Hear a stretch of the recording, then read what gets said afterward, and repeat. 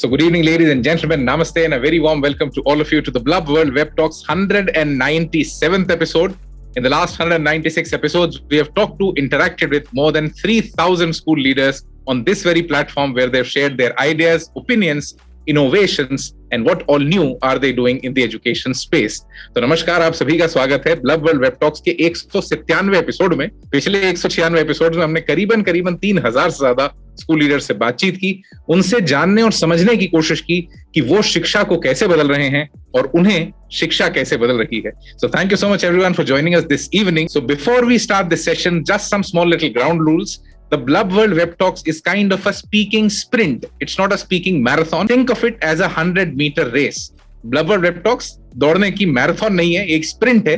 तो आपके पास एक लिमिटेड समय होगा बोलने का, उसको प्लीज अच्छे से इस्तेमाल कीजिएगा। But if your time gets over, you might get muted. If you get muted, please don't get offended. It's not to disrespect you, but to respect everyone's time and keep it crisp and entertaining for everyone else. Secondly, this is a bilingual platform, so आप अंग्रेजी या हिंदी में से कोई भी भाषा इस्तेमाल कर सकते हैं. But try using any of these two, because if you use a third one, I might not get it. And just for a very simple reason, why we believe in linguistic independence is very simple.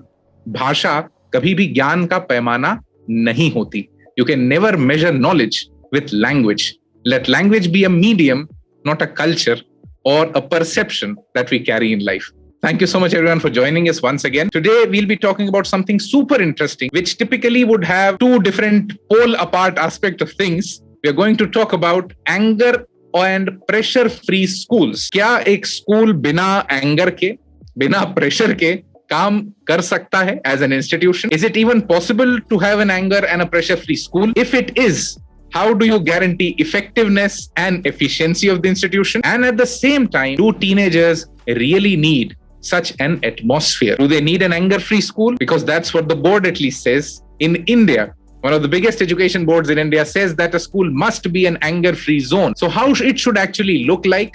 Are schools already doing it? Are we not doing it? Or what should more be done with experimenting around anger management and anger-free schools?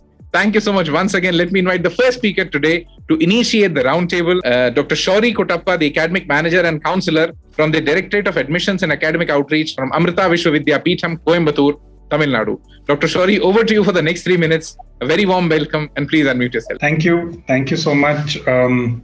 It's a pleasure and a burden to be going first. They say anger and intolerance are the enemies of correct understanding. Well, not they say. I think it was Mahatma Gandhi who was attributed to this statement, if I'm not wrong. But I'm going to take a word from you, Daksh, the word effective, and I'm going to twist it around and convert it to AFFE, effective skills. Yeah.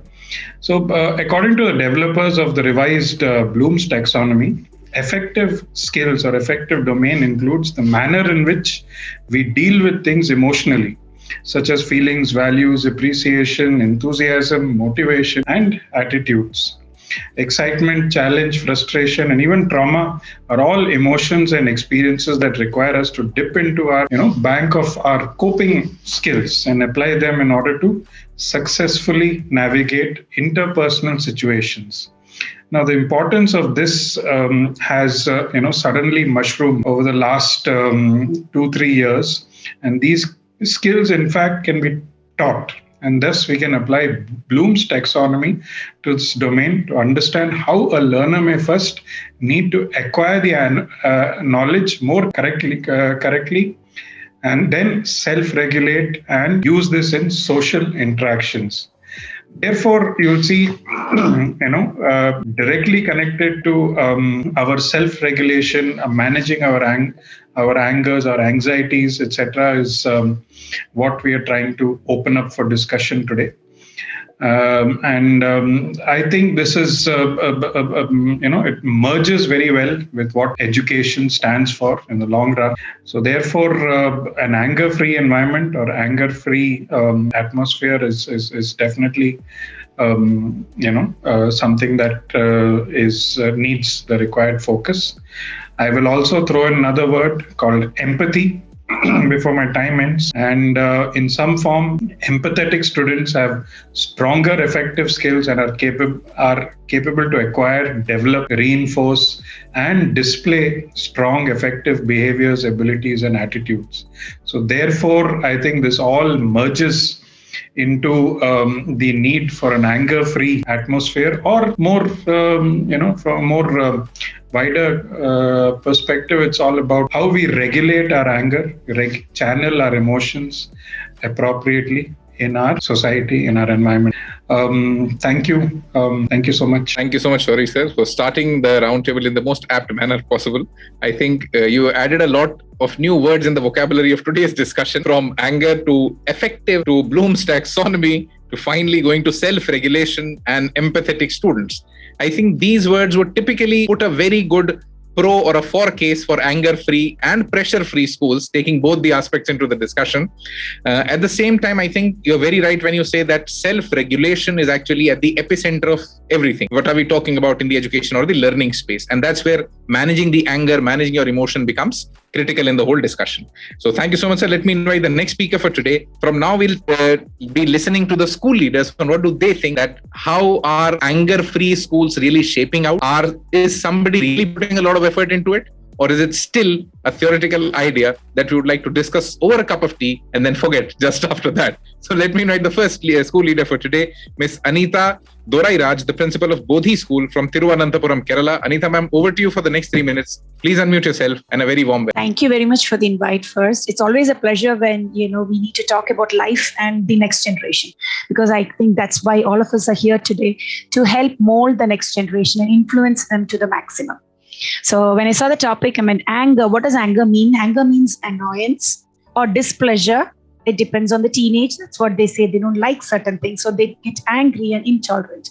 So anger means annoyance or displeasure that occurs to be built over a period of time, because the negative emotions in various ways in today's world, teenage years, I think they all build up to anger eventually. To ensure that we have an anger-free school, I think the educators and all the staff, all the non-teaching staff as well, must be well trained first. And they should be taken care of such that they come to school happy, because they are the ones who are going to influence these children in every single way possible, whether it's the school buses or the canteen area or even the classrooms for that matter. So I think happy minds can definitely perform better is a very well-known fact to all of us. Anger in children now, I believe, occurs when they tend to pile up their feelings and emotions for a very long time, when they are unable to vent it out to the concerned people. So I think it's mostly due to the unhappiness or inability to comprehend what is happening around them. If they don't understand something and they are unable to comprehend that or make them understand, I think that's where they start to slowly pile up their negative emotions. So I think the key to having anger-free schools is to ensure that there's ample space for communication, open communication, without any hesitancy, no matter what the topic is, especially with teenagers. And we believe in our school that empathy brings in tolerance, and tolerance is the much most need of the hour today, because every problem that we see in the society has occurred because of the intolerance we have towards each other as human beings. I'm not sure there can be a pressure-free school, because it's one of the most important quality in today's world that all adults need to go through. We need to have work pressure at anywhere, at home, at our workplaces, in various industries. So I think pressure could be in the form of life struggles. So peer pressure or self-imposed levels, we all try to reach in life to aim for a better life. So even if the parent or school doesn't care about pressurizing a child, as they grow, they feel the pressure when they live their lives as adults. So every day is an expectation to be lived and a hope that there will be a better tomorrow. So I think we definitely need to help as a school, all these next generation children, to help overcome the pressure and live happily. Thank you so much, ma'am. Let me try to summarize what you said. You talked about annoyance and displeasure building up in an individual, finally culminating into anger, whether we say permanent anger or some sort of displeasure coming out.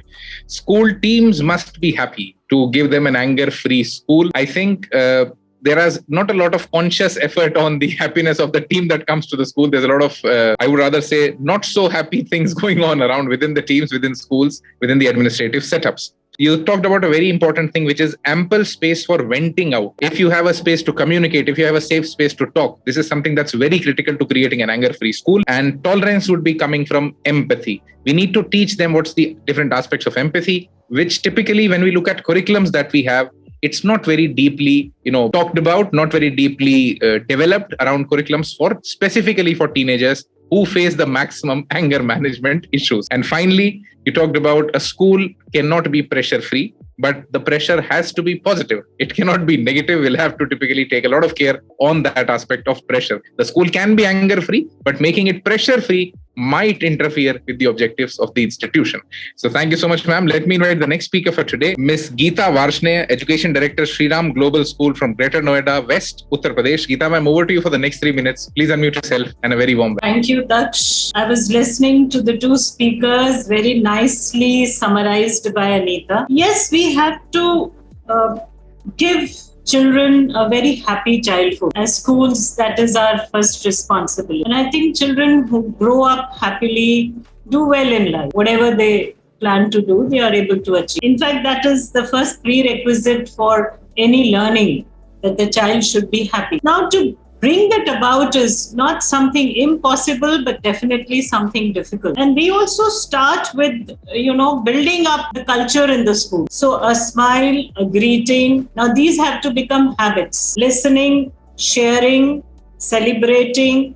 All these things bring in that happiness. Starts with very small traditions like circle times in pre-primary and grows up to open house sessions with middle and senior kids, that you can vent it out, what Anitha said. You can share. And when you get to know that others also have the same problems, that's a respite for kids. That, okay, everybody, goes through this. We have a very nice saying, which we often take up with our kids in whatever leadership trainings that we take for them at every level. We say that if a problem has a solution, why to worry? And if a problem doesn't have a solution, then why to worry? So there are certain uncontrollable circumstances. You can't control them. So those you should leave and accept probably.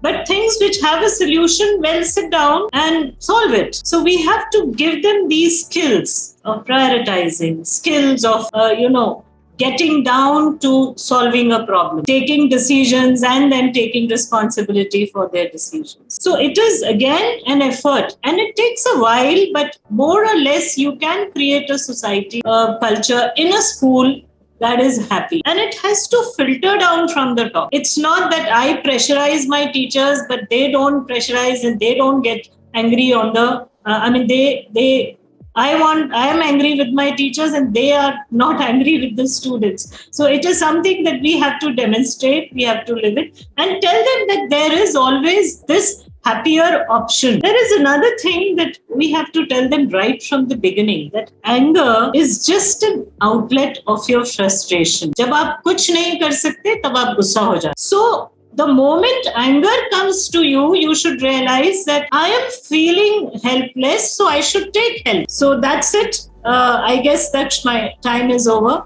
Thank you. Thank you so much, Geeta ma'am. So whenever anyone sees the hand coming up from the profile of Blub World, is basically that your last 30 seconds are there. So you can take your last 30 seconds to conclude. But thank you so much, Geeta ma'am. Let me try to summarize what you said. You talked about building habits of happiness. Continuously giving them or reinforcing them that happiness is something that you'll have to work upon. You have to take conscious decisions that you have to be happy around things. You talked about building traditions that give more opportunities to share, because this is something very important in a school structure, that you'll have to create opportunities for teenagers and students to speak out. Because the challenge right now is the kind of teens that we have. They'll vent it out on the internet, but they won't speak out in front of you. So we need to create opportunities, traditions, ecosystems where they feel safe and where they want to talk to you. You talked about giving them the onus of the decisions that they take and asking them to take more and more decisions. And finally, when you can't do anything about something, just relax, leave it, move on to something else. Giving them this simple realization about life is very important. And at the same time, when you give this realization, it should intuitively come. It cannot be didactic. It has to be intuitive, and it will only come out of traditions. So thank you so much, Geeta ma'am, for adding a very sublime perspective to this, a passive perspective to actually creating anger-free zones. And I think it's very critical to understand that when we want to create an environment, the steps have to be passive. If we make them active, the problem is it might only become theatrics. So we must remember how subtlety would work much more when you want to create anger-free schools. Thank you so much, ma'am. Let me invite the next speaker for today, Mr. Matheww Thomas, the principal of Future Bhubaneshwar School from Bhubaneshwar, Odisha. Matheww, sir, over to you for the next 3 minutes. Please unmute yourself and a very warm welcome. Thank you. Good evening to everyone. In fact, I am what I feel is that, it is not that we should create an angry-free school, rather an aggression-free school. Because what I feel, genuinely, anger is an emotion and it's act which that results in the aggression. So instead of trying to create an anger-free school, it is rather we should look forward to make a school aggression. Anger is an emotion and it's a reality. The problem with the teaching fraternity across the world is the issue that, we don't accept it as a reality. Once we make the children understand it's a reality, and they should react appropriately in instances when they get angry. If we are able to do that, automatically, I think we can make the campuses aggression. So in today's world, what is happening is, the parents, the teachers, and everybody wants or treat the children as potted plants. And we think that if we can administer a little bit of hormone or some sort of a manure and change their behavioral pattern and their growth, both emotional and social life, that's not something possible. So the same way, there is a chain reaction, because stress leads to anger, and anger leads to, it worsens the stress. So it is a chain reaction, and ultimately the children get into a vicious circle. So to get them out of them, we have to teach them the 5 A's of stress management. That is, avoid situations. The first one is to avoid, so that they don't get into such situations which can generate or incite anger in them. Second is to alter. If we can alter a circumstance which will take us or lead us to a situation which is beyond our control, because what happens is always, anger is one letter short of danger. And in fact, when we should not allow anger to control us, rather we should control our anger. So that is why we should keep avoiding situations, then altering the situations. If there is a situation which we can have a different situation in which we will not get angry, and that will lead to aggression. The third is, if we cannot avoid and then alter it, we can adapt to, we can change ourselves.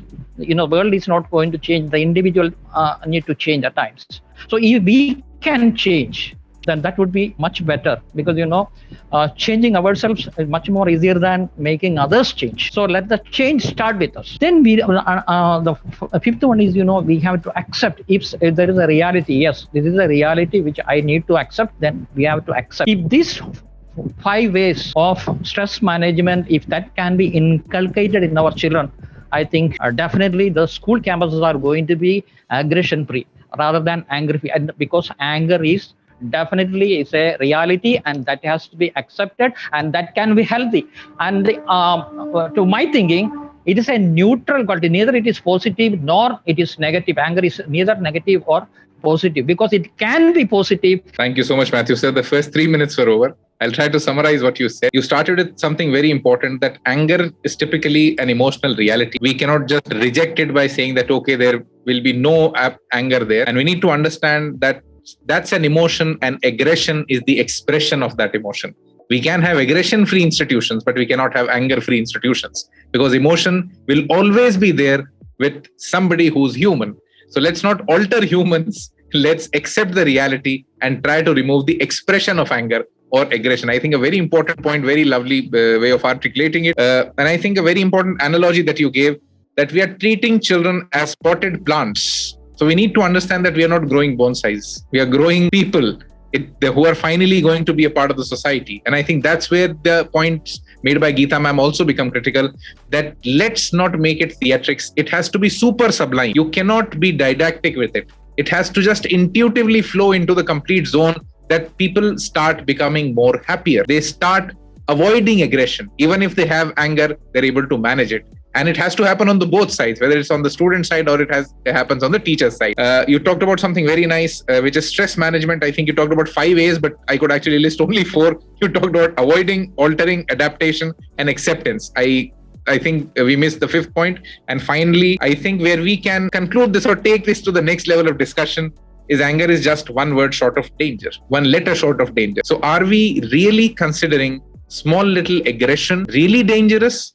Or are we not giving it the right kind of importance? Let's try to know it from the next speakers. Thank you so much, sir. Let me know the next speaker for today, Miss Priyadarshini, Sarangi, Vice Principal, Mount Litera Z School from Bhubaneshwar, Odisha. Priyadarshini ji, over to you for the next 3 minutes. Please unmute yourself and a very warm welcome. Thank you, Mr. Daksh. Once again, a very good evening to all the leaders present in this platform. So as the topic is anger and stress-free classroom, we all know that this plays an inevitable role, and as facilitators we have to take it forward and make sure that it is implemented. So many of our respected leaders have already shared their views and ideas. I will just add few things. Like Fit India movement was launched by our Honorable Prime Minister in 2019. The objective of this movement is to make physical fitness a way of life. The endeavor is to make how to live an integral pillar of formal education. And as a sequel to this, CBSE has also issued a circular to make school campuses anger-free zones to create and sustain a joyful learning environment for better learning and a happy life. And it includes teachers, students, parents, and all other stakeholders. In my opinion, some very simple suggestive steps are like smiling at students and teachers with heartfulness, practicing breathing exercises, talking to students, not looking at cell phones, practicing mindfulness, giving time to self, etc. This circular suggests that making the campus anger-free zone will help the students develop effective skills and eradicate negative emotions like fear, disrespect, humiliation, and hurt, which are byproducts of anger. This will herald emotional well-being and health. Students will feel charged up and feel happy to be in the school. They are fast learners. Once they learn and inculcate something, they will try to bring change at their homes and other places. Anger precipitates stress. A careful planning in deciding, teaching load, managing the students' anxiety levels, and teaching how to lead a balanced life from early childhood is expected to produce emotionally healthier and balanced citizens for the country. This should help them face the challenges and stress of life in a better manner. So we all know that this is an evolving and dynamic challenge that requires continuous attention and practice. So some steps for this initiative I would like to share here, like placing signboards like this is an angry-free zone at reception or an important area in the campus. Then teacher mentoring. Next is reserving time for yoga, sports, art, physical exercises, music, etc. Then social media announcement about our endeavor, what we have done with regard to this. Then recognition and award to schools for improvement in this area. Effective learning feedback to be given to the students in such a way that they will be motivated, they will feel relaxed and relieved. Creating a positive school climate that offers a healthy and trustworthy relationship between the teacher and the students. And most importantly for the teenagers, teaching through games and stories to the extent possible. And finally, the schedule or the timetable to be planned in such a way that to support students and reduce uncertainty. So these are my views regarding anger and pressure-free classroom. Thank you. Thank you so much, Priyadarshini ji, for bringing in the perspective of the Central Board of Secondary Education, the declaration that they made actually in 2019, where they used the term for the first time, which was an anger-free school. As a board, they typically created a long list of suggestions for schools that what you can do, from display science to creating more atmosphere. But I think a very important element that must be considered while you take inputs from the board and board circulars, that what do individuals around you think? Because when somebody sitting at a board makes a policy, the perspective is to meet an objective. But when you as a school leader come into your institution, your perspective is not always just meeting an objective. Your perspective is to keep people around you happier, healthier, and more enjoyable state so that they can enjoy learning a lot. So I think that a lot of human intervention has to be put into the kind of circulars, into the kind of documentations that we get from policymaking institutions. But thank you so much, Priyadarshini ji, for bringing in the CBSE perspective into the discussion. Let me invite the next speaker for today, Ms. Sanjukta Dash, Principal of Ghanshyam, Hemlata, Vidya Mandir from Jharsuguda, Odisha. Sanjukta ji, over to you for the next 3 minutes and a very warm welcome. Namaskar and greetings from my side to all of you. It's really a very interesting topic. As all of us are aware of the fact that education is for the happiness of the children, and learning is nothing but linking with hearts. When we will care and share each other, knowing and as you know, anger is an expression of emotions, and emotions are to be expressed in a very stress-free way. Means we have to give freedom to express their anger and finding out the positive solutions, practicable solutions for the problem. So when we are through the activity-based learning modules, with the sharing attitude, with a positive outlook, and in a sympathetic dealing, we can check the anger of the teenagers. And a word of motivation and a line of inspiration can change the attitude and approach of a child. And we as school leaders and mentors should be a role model before the students, so that they will learn, they will share their feelings with us, and we will take care of their emotions and feelings. And through the activity-based learning, through the art-integrated learning, through the music and dance, through the yoga and other healthier health practices, the things could be, we can find out the problems, what for they are expressing or they are very aggressive, and knowing the cause, we have to find out a practicable solutions through our action and expression. And second thing is smile, humor, and other positive life skill expressions. We can change the approach of the children, and our attitude should be in a very positive way. We will infuse positivity. We will inculcate moral values through, and we should know what for they are deviating from the mainstream. And second thing is, we will motivate the peers to have a positive interaction. So peer interaction is also another fact for to find out the practical solutions for the same. So acceptance, forgiveness, and calmness and kindness are the life skills attitudes through which we can make our learning environment stress-free and making the school a anger-free zone. Thank you. Thank you so much, Sanjukta ji. And I think acceptance would be the most important word that we take into this, because the biggest challenge that we face in school ecosystems while dealing with teenagers is that we are not able to accept their rebellion in whichever way it comes to us. We normally take it with a very negative connotation. So I think that would be the key word to take ahead from Sanjukta ji while we go ahead in the discussion, that how do we find more and more ways of accepting the audience, accepting the learners that are there in front of us, rather than just having an image in the mind that we want to put through them or see through them. So let's try to be more empathetic ourselves when we teach teenagers. Thank you so much, ma'am. Let me invite the next speaker for today, Mrs. Shalu Pillai, the principal of Florence International School from Gautam, Nagar, Uttar Pradesh. Shalu, ma'am, over to you for the next 3 minutes and a very warm welcome. Thank you. Thank you so much, Mr. Daksh. A very good evening to all the speakers there. I feel honored to be a part of this distinguished panel. Now, what I strongly feel is this emotion.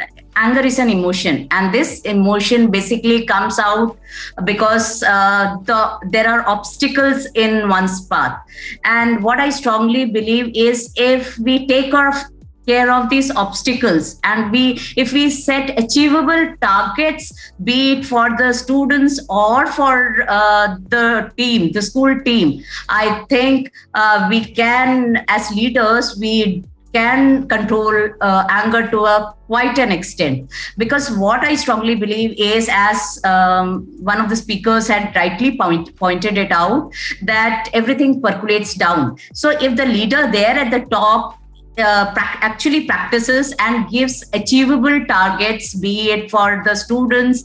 And if it is like, these days CBSE is doing a lot of differential has come up with differential learning and differential teaching practices. If we do such things in the classroom environment, I think we can take care of anger amongst the students to quite an extent. So when the students in school are stress-free, I think the teachers also can have it will be less stressful for the teachers also. So what I strongly believe is the two emotions that is anger and empathy, both are interlinked. So it is very important for us to practice empathy so that we can take control of anger. See, it is no longer a hypothetical situation. Earlier, anger-free schools, when CBSE had first come up with this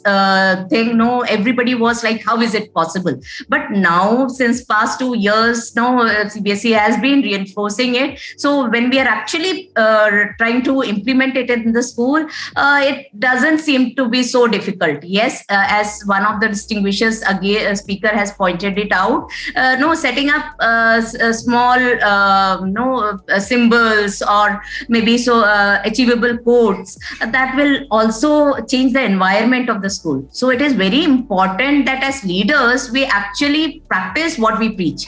So when we set these targets for our team, then the team would be passing it down to the students as well. So yes, and for leaders, we need to practice empathy so that we can take care of anger too. Thank you so much, Shalu ma'am. Let me try to summarize what you talked about. You talked about differential teaching practices. I think we need to experiment a little bit more in the classroom, and which should typically be around, we should be practicing what we are preaching. अगर हम बच्चों से expect कर रहे हैं कि वो गुस्सा ना करें, वो aggression ना दिखाएं, तो हम कितना अपने expressions को, अपने anger को control कर रहे हैं. And I think a very important element in this is, are we controlling our anger or are we manifesting its energy into the right direction? Because that's what's important. अगर आप अभी भी गुस्सा हो रहे हैं within that ecosystem, that means there is an environmental challenge that's already present. So until and unless you deal with that environmental challenge then and there, until and unless you're not able to figure out that how do I manifest my own anger energy in the right direction,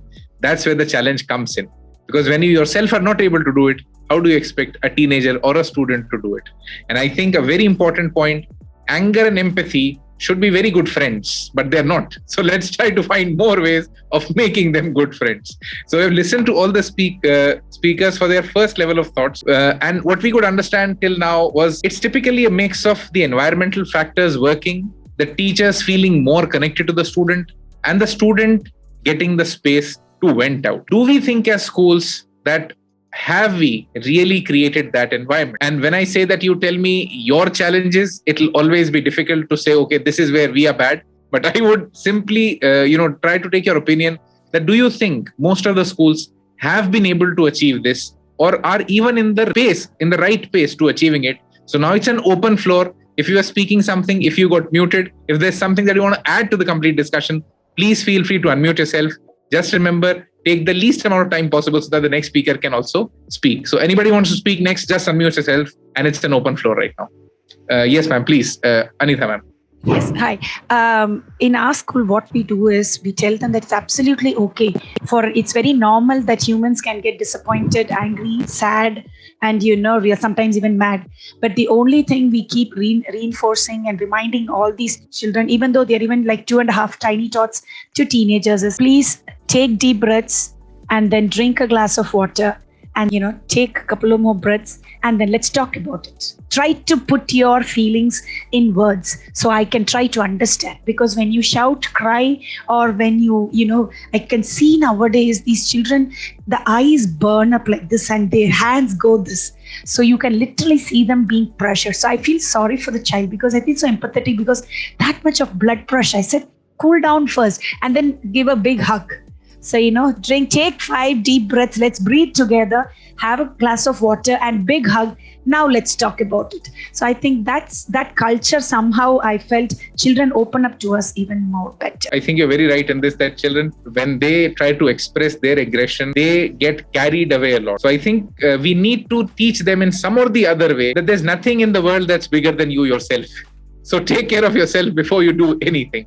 So whoever wants to speak next, please unmute yourself. Yeah, I would like to add on that in the schools, if we have more of these physical activities where the children can vent out their anger, be it the playground or those activities where the children get their anger can be distracted for a while.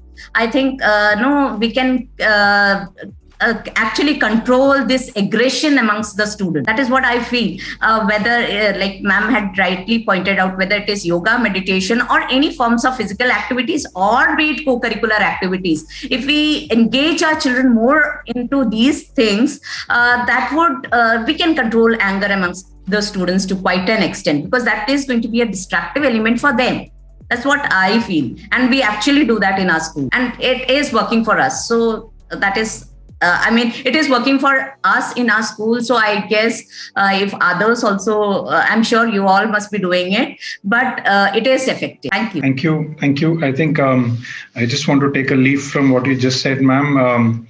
2 points. One is on self-reflection, and second is on the rebellious sort of nature. Self-reflection, what I want to say is I think it can be a very useful tool in aiding with education. If we sort of promote self-reflective practices in our students at a younger age, it will actually help in developing a sort of connected skills, which might be creative thinking, which might be problem solving, like somebody already highlighted. So self-reflection is a very useful tool there. Second, the rebellious nature, or being sort of a thing, is very spoken of. If I am rebelling against society and I say that I will not use petrol in my motorcycle, I will henceforth run it on renewable energy, or I will find a way and run it on solar energy. Now that is one form of rebellion. Another form of rebellion is when I say, look, I will not wear helmet from henceforth whenever I ride my two-wheeler. 2 different forms of rebellion. One is a discipline issue, I think, but the other kind of rebellion is what gives us our Edisons and our Ramanujans and our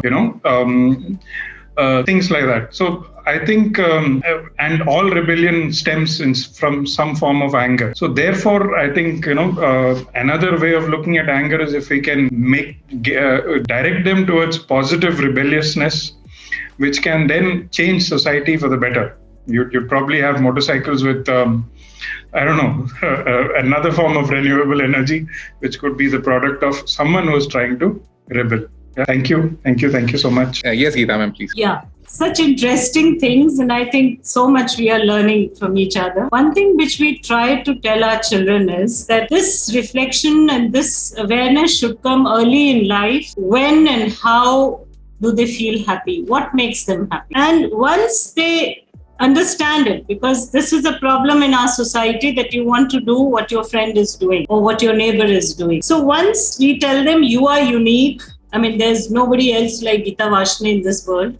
So your happiness would also be unique, and you have to only find it out from where do you get it. So you get it in playing guitar, you get it playing football, or you get it, net surfing. You have to find it out. It may take a while, but you'll definitely find it. And the sooner you start in life, the better it is going. There are other 2-3 things which we have used and found very, very effective. One is during the teenage, the beginning of the teenage, when the hormones are also high, there is a lot of aggression that comes in with anger. So those kids, we encourage what Shaluji said, to come and play 1 hour early in the morning. And after they have played, sweated it out, we find that they are much calmer throughout the day. There is a practice which we have adopted from Japanese companies.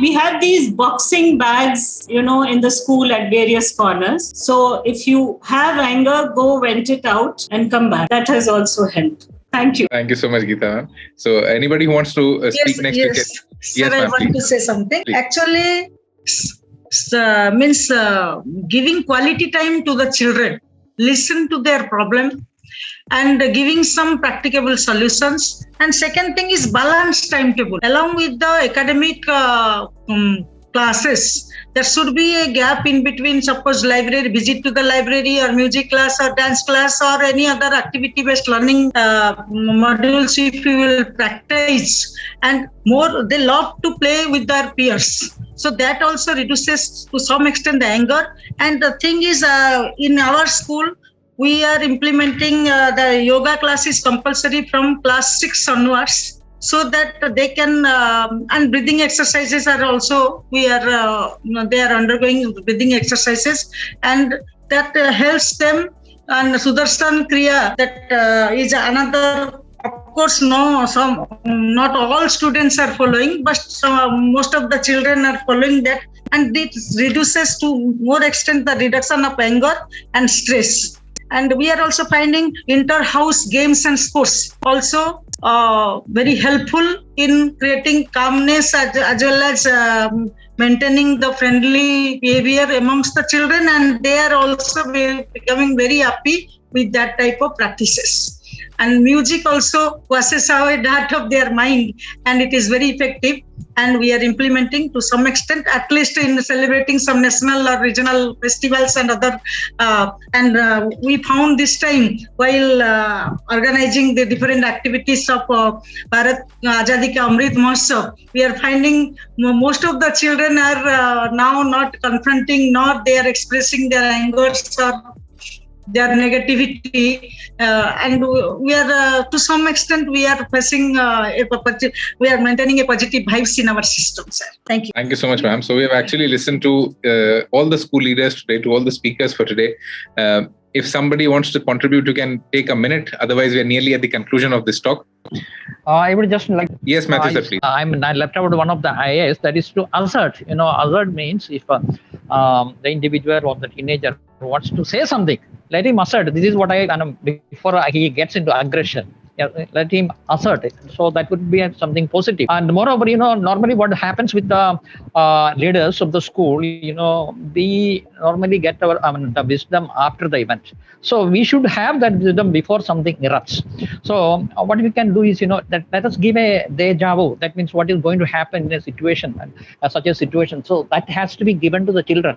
So if you behave in this way, this is going to be the result. The aftermath of this will be this. So it is natural that children would avoid such situations. Thank you. I think a very important point to conclude the talk, that rather than typically getting the post-anger wisdom, let's try to working on more deja vus for stress management and anger management within the school ecosystem. So we've listened to all the school leaders today, and I think we are in a good shape at this moment when we have leaders who understand how anger, aggression, and their management is so critical, and they found their own small little ways while they are continuously giving teens the opportunities to vent, finding more ways to relieve their anger, and finally come back and discuss things with all the sanity and with all the peace that's possible.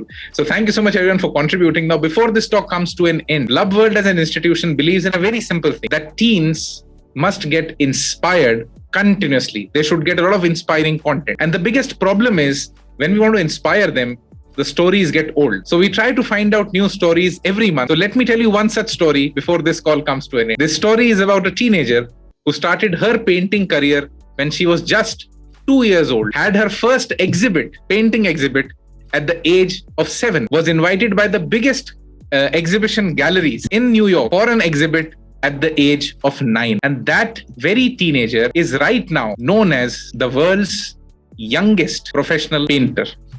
And that very lady was on the cover page of our publication, and that's Elita Andre, whom we call Children of Blub World, or children who are doing amazing in life. And that's what we do every single month, trying to find teens who are changing the world in amazing ways and take their stories to many more teenagers. Just some time back, we felt that there was a need to create an institution where we could bring all these amazing teens together and they could influence global policies. And that's where the World Teen Parliament was born, which is the world's first and the only parliament of the teens, by the teens, and for the world. This is a give back initiative of the Blub World Foundation. So the only thing that a child spends to be a part of the World Teen Parliament is his vision for the world.